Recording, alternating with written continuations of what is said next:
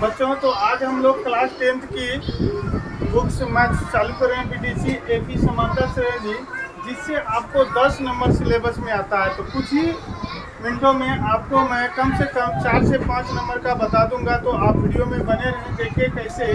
तो एपी में सबसे पहले हमें ज्ञात करना होता है प्रथम पद।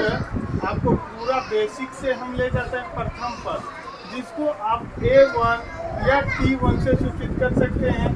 फिर होता है दूसरा पद, ठीक है। दूसरा पद होता है जहां आप इसको A2 या T2 से सूचित कर सकते हैं। फिर होता है तीसरा पद, ठीक है, तीसरा पद, और इसे आप A3 या T3 से सूचित कर सकते हैं।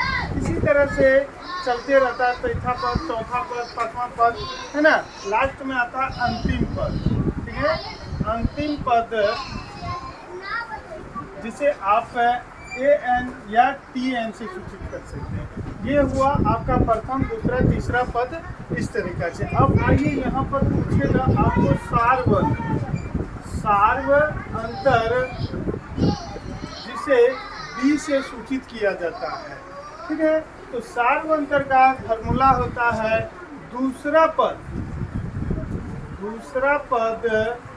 माइनस प्रथम पद, ठीक है। इसी को आप लिख सकते हैं A2 माइनस A1, ठीक है। D बराबर आप लिख सकते हैं A2 माइनस A1। ये आपका सार्व अंतर हो गया। तो अब हम लोग प्रश्न में आ सकते हैं।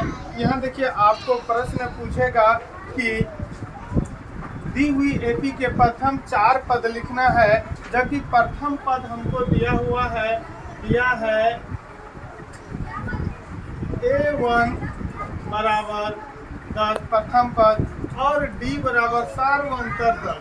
ये अक्सर इस तरह का प्रश्न आता है। तो आपको हम बता दें, इसमें करना क्या है, आपको पद ज्ञात करना है, ठीक है। तो पद ज्ञात करने के लिए A1 का मान हमको दिया हुआ है ना। तो A2 को ज्ञात करने के लिए A1 प्लस D, ठीक है। A1 का मान 10 और D का मान 10 बराबर निकल गया हमको 20। A2 का मान हमको 20 हो गया। अब A3 का मान ज्ञात करना है, तो A2 प्लस D, तो A2 का मान हमको 20 मालूम था, प्लस D का मान 10 मालूम है, तो ये हो गया 30।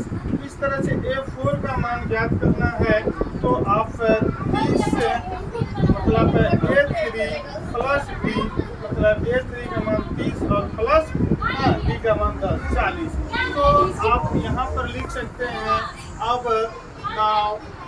अब आपको AP प्रथम पद हो गया 10, दूसरा हो गया 20, तीसरा हो गया 30, 40 ...